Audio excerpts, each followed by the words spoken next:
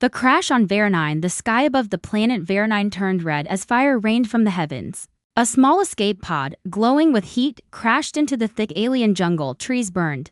Animals ran. The ground shook. Inside the broken pod, something moved. A tiny hand pushed open the hatch. Smoke poured out. A little alien girl, no more than 6 years old, crawled out slowly. Her name was Illyri. Her skin was light blue, her eyes large and glowing green. She was scared. Alone, her family was gone, her ship had been attacked, and now she was the only one left. She looked up at the sky. Black ships moved above the clouds. They were searching for survivors. They were not friendly. Illyri ran into the jungle. Far above the planet, a human ship floated in orbit. Inside, Captain Raynor sat at the control panel. The ship was old, scratched, and patched together with spare parts, but it worked. Raynor was a former soldier, now an explorer. He was tall, with short black hair and tired eyes. He had seen too many wars. Suddenly, a strange signal appeared on his screen. What's this? He muttered. The signal was weak. It was a distress call, but not human. It was coming from the surface of Veronine, a planet marked as dangerous and uninhabited. No one went there. The atmosphere was unstable. Storms came without warning. The creatures were deadly, but the signal was real. And someone down there was alive. Raynor leaned back in his seat. He looked at the empty co-pilot chair beside him. Once, his daughter had sat there. She was gone now. He pressed a button. The engines roared. Hang on, whoever you are, he said. I'm coming. Illyri ran through the thick jungle. Vines wrapped around her legs. Sharp plants cut her arms. Strange sounds echoed in the trees. She found a small cave and crawled inside. Her heart was beating fast. She was tired, hungry, and cold. She pulled her knees to her chest and tried not to cry, but the jungle wasn't quiet. From the shadows, glowing red eyes appeared. Long claws scratched the ground. A low growl filled the air. A beast was near. Illyri didn't move. She held her breath. Outside, the creature stepped closer. It had black fur, sharp teeth, and a long tail. It sniffed the air. It could smell her. Then a bright light lit up the trees. A loud sound. Boom! The beast screamed and ran away. Raynor's ship landed in a small clearing. Smoke rose from his engines. He stepped out, holding a flashlight and a plasma pistol. His boots crunched the leaves. He saw the crashed escape pod, burnt, broken, empty. Someone survived, he said quietly. He walked slowly, carefully. The jungle around him was alive, too alive. Then he heard it, a small sound like crying. He turned his flashlight. In the shadows, two glowing green eyes stared back at him. Raynor raised his gun. Show yourself, he said. A small figure stepped forward. It was a child, alien. Her clothes were torn. Her face was dirty, but she wasn't dangerous. She looked up at him with fear. Raynor lowered his weapon. It's okay, he said slowly. I won't hurt you. The girl didn't understand his words, but she understood his voice. She took one small step closer. Then another. Suddenly, a loud roar echoed through the jungle. Raynor turned fast. Get behind me, he said. The same beast from before jumped out of the trees. Raynor fired. The first shot hit the ground. The second hit the beast in the chest. It screamed and ran, bleeding into the darkness. Raynor looked back. The girl was shaking. He knelt beside her. What's your name? He asked gently. She said something soft and strange, a name in her language. Illyri, Raynor repeated. Okay, Illyri, let's get you somewhere safe. They found a small cave. Raynor built a fire using a starter from his pack. The warmth helped. Illyri sat beside it, quiet but calmer. Raynor handed her a protein bar. She sniffed it, then ate quickly. He looked at her closely. She was not human, but she was just a child. Who did this to your ship? He asked. She looked up at the stars. Her eyes filled with sadness. Suddenly, his wrist communicator beeped. Unknown signal detected.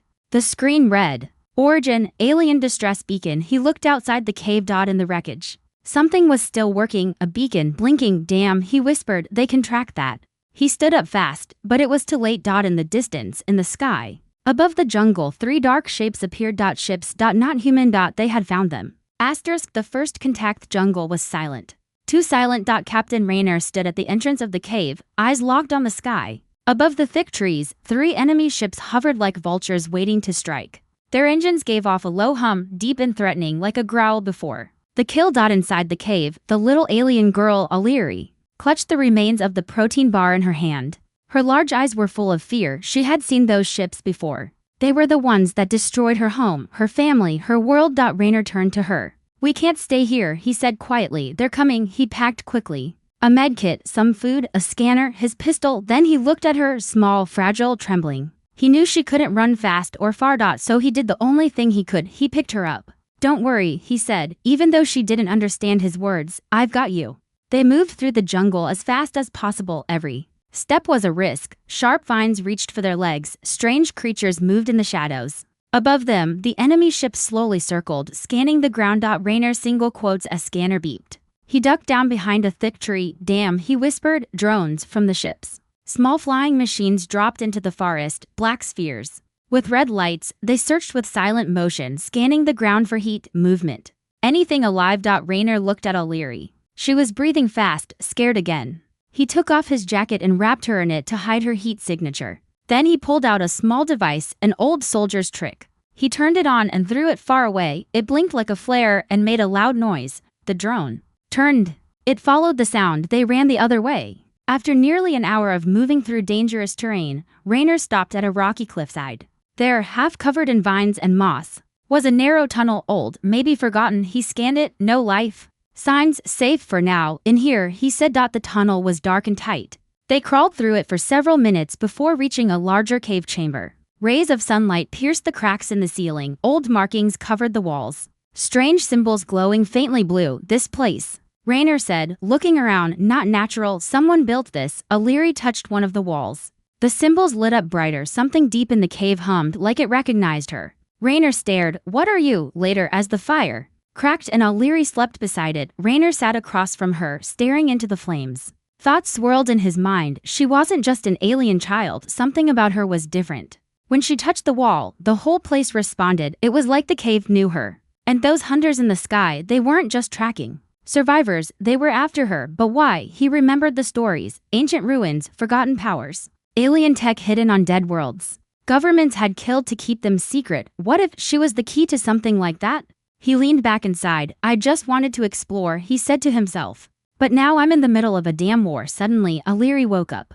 Screaming, her eyes glowed bright green, almost white. She held her head like she was in pain. Rainer rushed to her. Hey, it's okay. What's happening? But she didn't answer. Instead, the cave began to shake. The walls pulsed with light. Rocks fell from the ceiling. A beam of pure energy shot from one of the carvings into the ground, lighting up a hidden symbol beneath her. And then everything stopped. She collapsed into Rainer's arms, unconscious. In the silence, Rainer heard something behind him. He turned. On the far wall, a new shape had appeared, a large circle like a doorway, glowing softly. What the hell is this place? He whispered. An hour later, Rainer sat beside her again. He wrapped her in a thermal blanket and placed his jacket under her head. She was breathing stable, but her body was still glowing faintly. He opened his wrist communicator, tried to contact his ship. Nothing. Then the communicator flickered and a new signal came through. Not human. A deep voice spoke in another language. Rainer didn't understand the words, but the tone was clear. We know you have her. Rainer stood up.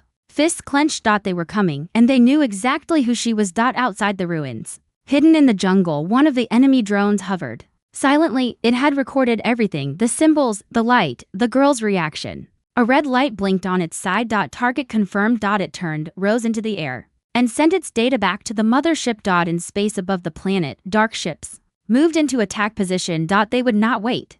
The chase begins. The jungle never slept. But tonight, it felt different, heavier. Like the air itself was warning something terrible was coming. Captain Rainer sat by the cave entrance, rifle in hand. Eyes sharp, O'Leary slept beside the glowing wall. Wrapped in the last thermal blanket he had, her breathing was calm now, peaceful. Too peaceful after what had just happened, that strange beam of energy, the light in her eyes. The ancient doorway that revealed itself deep inside the ruin. She wasn't just a survivor. She was a key to something much bigger. Rainer had seen war, death, and alien tech before. But nothing like this. And now they were being hunted. Again. A sudden sound in the trees. Too fast. Too smooth, not an animal. Rainer jumped to his feet and pulled O'Leary close. Her eyes fluttered open, confused. Quiet, he whispered. They found us. His scanner blinked red. Incoming life forms, 5 distance, 300 meters. Noun species, Armid. He looked down at O'Leary. We need to move, now. They ran back through the tunnel, over rocks.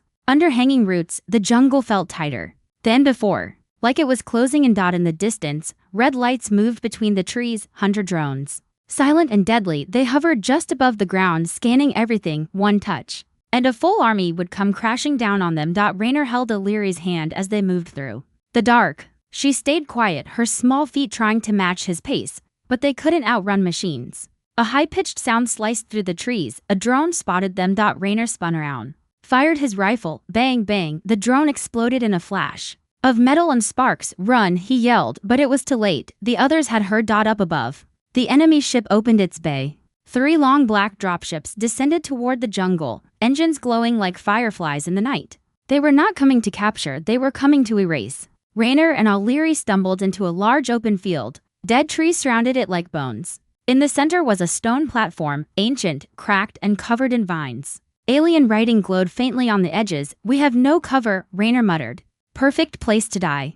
O'Leary looked at the platform. Something about it called to her. She let go of Raynor's hand and walked forward. "Wait, kid, don't." But before he could stop her, she stepped onto the stone and the ground lit up. Symbols came alive. The stone hummed with power. A circular structure rose from the earth, piece by piece, like it had been buried for centuries, waiting only for her. A portal. Raynor single quotes as eyes widened. "Is this a gate?" Behind them, the jungle exploded. Dropships landed. Dark figures stepped out, tall, armored beings with glowing red visors and weapons that crackled with plasma. Raynor stood between them and O'Leary. "You're not taking her," he growled, but they didn't speak. They just marched forward. O'Leary, standing on the portal platform, raised her hands without knowing why. The symbols responded, spinning in the air around her. Her eyes glowed again. The portal sparked, unstable, half open, pulling energy from deep underground. Raynor turned to her. "Can you make it work?"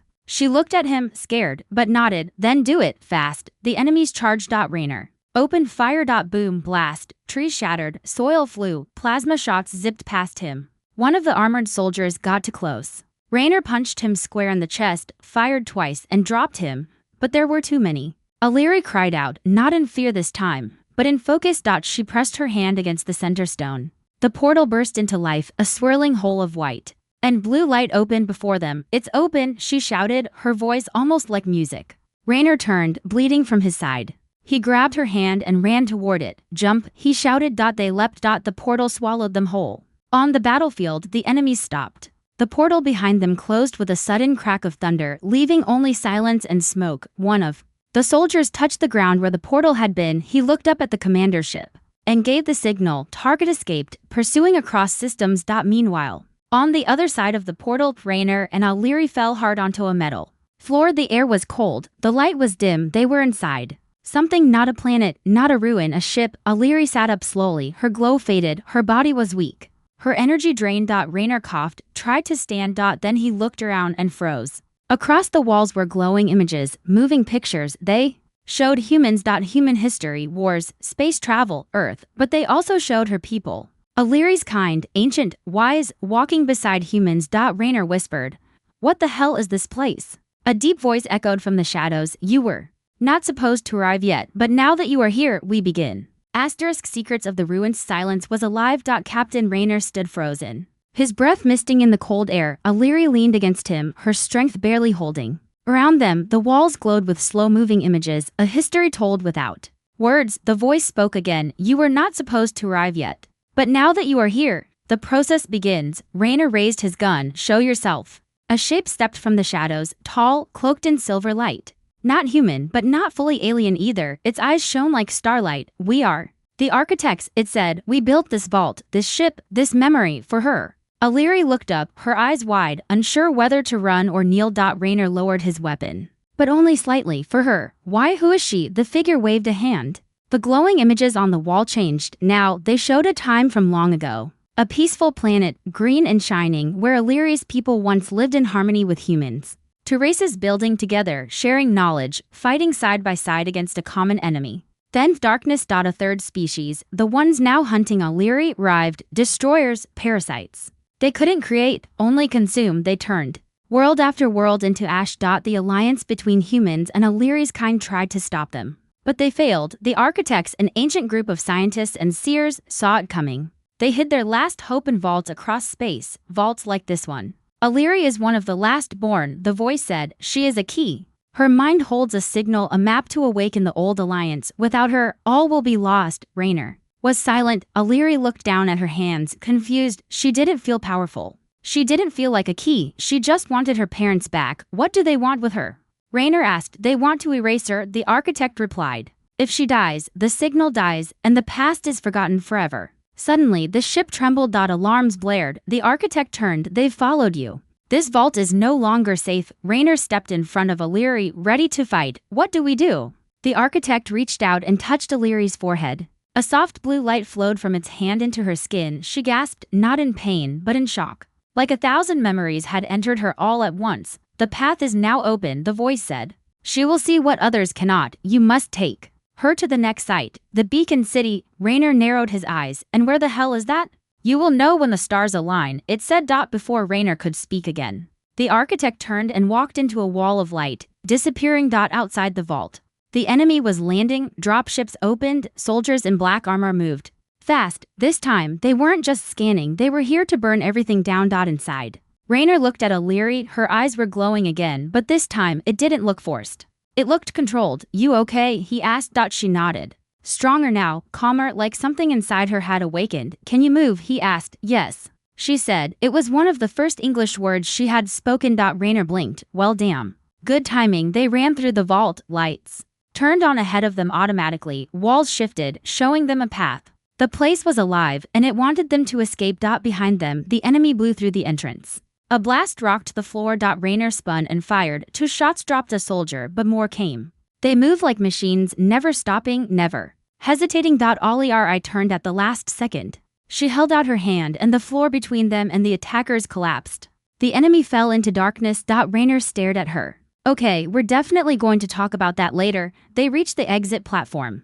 A circular launch pad. At its center was a small ship, shaped like a winged crystal. Guess that's our ride, Raynor said. Illyri paused, her eyes locked on something above, the stars, aligning in a pattern she somehow recognized. She pointed that way, she whispered. Raynor looked at the sky, then at her. We follow your lead now, he said. They entered the ship.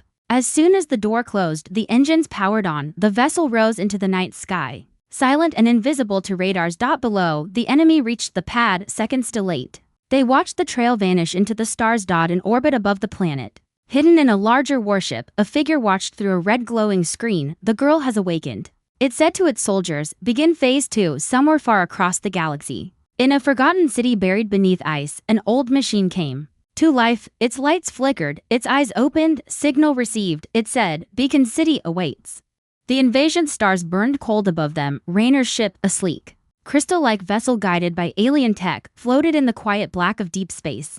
Inside the cockpit, Illyri stared at the stars as if she could read their paths. Her glowing eyes flickered like distant galaxies. She wasn't the same lost child anymore. And Raynor knew it. We're nearing beacon coordinates, he said, checking the ancient map projected above the controls. But we're not the only ones moving. His voice was calm, but the tension behind it was sharp. On the radar, 3 enemy fleets were on the move, moving fast, straight toward a nearby human colony. Outpost Orion-3. Population 24,000. A refueling base, mostly scientists, no real defenses. Illyri looked at the screen. They want to silence it, Raynor nodded, and they'll burn everyone to do it. As the ship approached orbit, a new signal came through, weak, broken, full of static. If anyone can hear this, Outpost Orion-3 is under attack. We are. The message cut off. Raynor clenched his fists. He stared at the flashing light, then at Illyri. We can't just fly past them, he said. Illyri was quiet. Then she said, you can drop me. Go help them. Raynor blinked. What? I'll be okay, she said softly. I know how to stay hidden now. No, he said firmly. We stay together. Illyri looked down. Her voice was small. People will die. Raynor knelt beside her. They'll die if they don't have hope, and right now, your hope. They landed on the far side of Orion-3, behind a mountain ridge. The colony was already under siege. Black ships hovered above the buildings. Explosions tore through the research domes. People ran for cover as plasma beams carved through steel. The enemy didn't just want to destroy the base. They wanted to send a message. Anyone who helps her will burn. Raynor and Illyri moved through smoke and rubble. He carried a heavy rifle. She carried only her mind and something inside her that hadn't yet fully awakened. They found survivors, scared, hiding, some wounded. A young girl pointed at Illyri. Who is she? Raynor didn't answer. He simply said, she's the reason we might survive. They reached the command center. Most of the systems were down. A young officer, barely out of training, greeted them. Who are you? He asked. Raynor looked out the shattered window. Someone who's going to buy you time. To do what? Raynor glanced at Illyri. To change the war. Outside, the enemy commander stood on the edge of a landing ship. His armor was bone white, his face hidden behind a helmet with no eyes. He raised a hand. Energy gathered around it. Bring her to me alive, he said. His soldiers marched forward. Raynor took position on the main street, a ruined road lined with broken vehicles and fire. O'Leary stood behind him, breathing slow. The ground shook. The sky cracked open, and the battle began. Raynor fired first, dropping 3 enemies with clean shots. His movements were fast, deadly, like the soldier he once was, but the enemy had numbers. Drones flew overhead. Gunfire lit the air, screams echoed in the streets. Raynor fell back, reloading. Behind him. A soldier rushed toward O'Leary. She didn't run, she raised her hand. A blast of energy rippled from her body, silent, blue, like a wave of light. The soldier stopped mid-step, his armor cracked. He collapsed. Raynor turned, stunned. You did that? O'Leary nodded, her face calm. It's growing, she whispered. Whatever's inside me, it's waking up. But even with her powers, the enemy pushed harder. The commander stepped onto the battlefield himself, his armor shimmered, the ground beneath his feet turned black with each step. Raynor fired. The bullets melted before they touched him. He raised a hand and blasted Raynor backward. O'Leary screamed. Raynor hit the wall, groaning in pain. His body didn't want to move, his vision blurred. The commander looked at O'Leary. You belong to us, he said. You are not a child, you are a weapon. O'Leary's hands shook. No, I'm more. You were made to end the light, he growled, but the humans poisoned you with mercy. He raised his hand, but something happened. O'Leary's glow became blinding. The ground cracked beneath her, her voice echoed in a tongue long forgotten. The commander stepped back, confused for the first time. O'Leary floated above the ground, her eyes like twin suns. I was made to remember, she said, her voice not her own. And now, I do. A pulse of power exploded from her. The enemy army shattered. Drones dropped like stones, ships in the sky lost power. The commander screamed as his armor broke. And he vanished in a flash of shadow. Then, silence. Raynor pulled himself up. O'Leary dropped gently to the ground. Unconscious but breathing, the remaining colonists stared in awe. What is she? Someone asked. Raynor looked at them. She's our last chance. In the distance, above the ruins of the enemy ship, something strange began to rise, a signal tower. Alien in design, left behind on purpose, O'Leary's power had triggered it. A new message pulsed into deep space. The Guardian has awakened. Far across the galaxy, in a dark chamber of a dying star, a group of silent beings opened their eyes. She lives, one said. Prepare the next trial. Raynor's return. Darkness. Raynor floated in it. His body felt cold, broken, his mind cloudy. Then a voice. She's gone. His eyes snapped open. He was lying on a medical table inside the ruins of Outpost Orion 3. The room was half collapsed, lit by flickering lights and distant fire. An old doctor stood beside him, face grim. How long? Raynor asked. 6 hours, the doctor replied. They took her while you were unconscious. Raynor sat up, wincing at the pain in his side. Where? He growled. The doctor hesitated. They didn't leave a trace, but they didn't need to. They wanted you to know. On the wall behind him, scratched in red across the metal surface, was a message written in alien script. Raynor didn't need to read the words. He knew exactly what they meant. Come get her. The stars spun outside the ship as Raynor flew alone through a stretch of dead space called the Fracture Zone, a region where gravity broke logic and time sometimes moved wrong. This was enemy territory. No human ship came here. But Raynor wasn't just a man anymore, he was coming for his daughter. Because that's what she had become. His ship's systems began to fail, the lights flickered. Radar jammed, whispers filled the comms, not voices, but something else. Memories, hallucinations? Then, a giant shadow appeared, a vessel the size of a mountain drifted into view. Black like a dead star, its surface twisted like bone.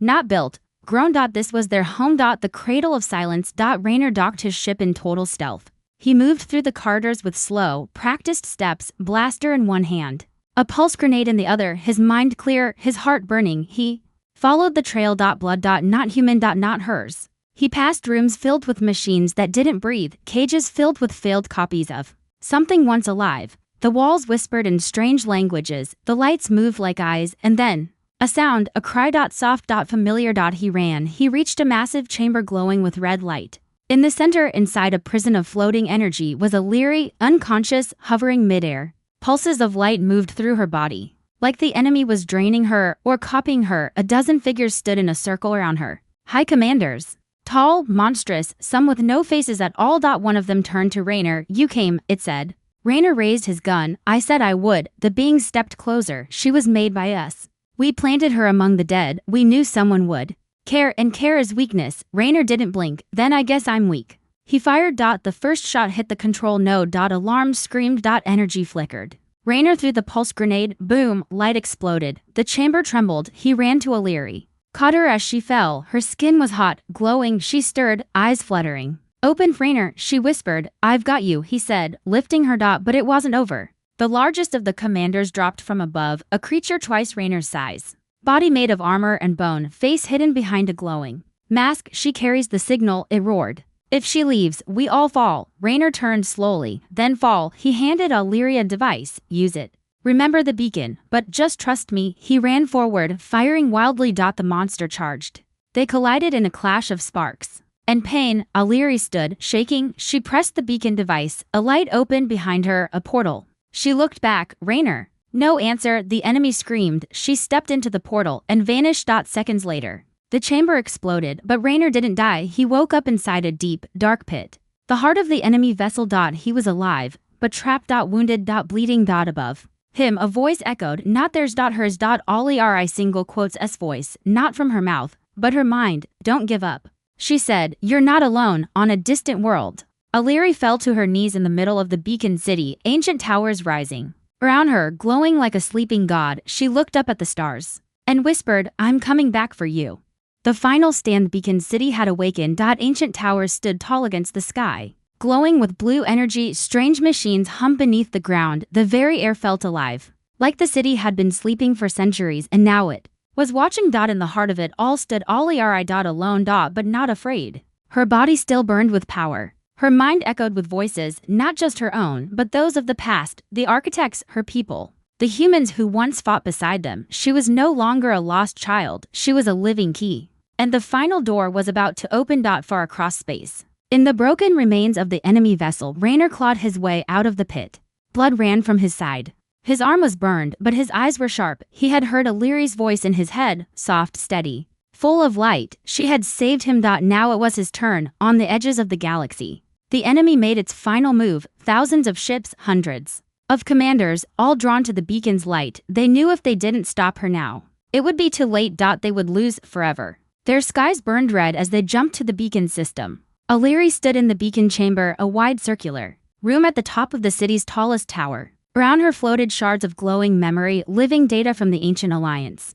The moment was near. Once I activate the core, she whispered, they'll all know. Not just the enemy, but everyone. Every lost outpost, every buried vault, every human ship hiding in the dark. The call to rise again would echo across the stars. Raynor's stolen ship burst through the edge of the system, battered, smoking. But alive. Hang on, kid, he muttered. Just one more fight. He punched the engines and dove toward the beacon city. Enemy ships followed, like shadows chasing light. The sky above the city cracked open as the invasion fleet arrived. Dark vessels rained fire on the shield that surrounded the city. Ancient defenses activated. Blue beams rose from the towers, striking enemy ships with perfect aim. But there were too many. On the ground, O'Leary fell to her knees. Her power was strong, but the activation was incomplete. She couldn't do it alone. Then a voice. Need a hand. She turned. Raynor stood at the door, covered in dirt and blood, but smiling. You're late, she said. Had to fight a ship full of monsters, he replied. You know how it is. They both laughed for just one moment. Then the chamber began to shake. Above them, the enemy commander descended in a black drop pod, his armor now fused with alien tech. Eyes glowing red. He landed on the platform. Like a god of death, you should not exist, he hissed at O'Leary. Raynor stepped in front of her. Then why are you so afraid? The commander roared and charged. Raynor fired, shot after shot. Sparks flew. Metal screamed, but the commander didn't fall. He slammed Raynor to the ground. O'Leary screamed. But before the commander could strike again, a wall of blue energy exploded from her body. He flew backward, crashing into the wall. She rose into the air, floating, her eyes burning like stars. I remember everything, she said. The city responded. Pillars of light rose from the ground. The sky turned white. The beacon core activated. Across the galaxy, every hidden vault lit up. Signals were sent. Sleeping ships powered on. The long-dead alliance breathed again, and the enemy felt it. Hope. The commander rushed again, desperate. Raynor, half-conscious, threw his last blade. It struck deep. O'Leary raised her hands and whispered, this is for my people. She unleashed a wave of light so bright it covered the world. When it faded, the commander was gone. The invasion fleet, blinded by the signal, was scattered and lost. And the beacon city stood victorious. Later, under the soft light of the twin moons, Raynor sat beside O'Leary on the tower steps. Ships from allied worlds now approached. Answering the call, "You okay?" he asked. She nodded. "Just tired." "You did it," he said. "You brought them back." Aliri looked at the stars. "No," she said. "We did." She reached out and held his hand. "You found me when no one else did." Raynor smiled. "You're not alone anymore," he said. "And neither are you." Above them, the stars burned. Brighter. The signal echoed across the galaxy. A new age had begun. And this time humanity was not alone. The end.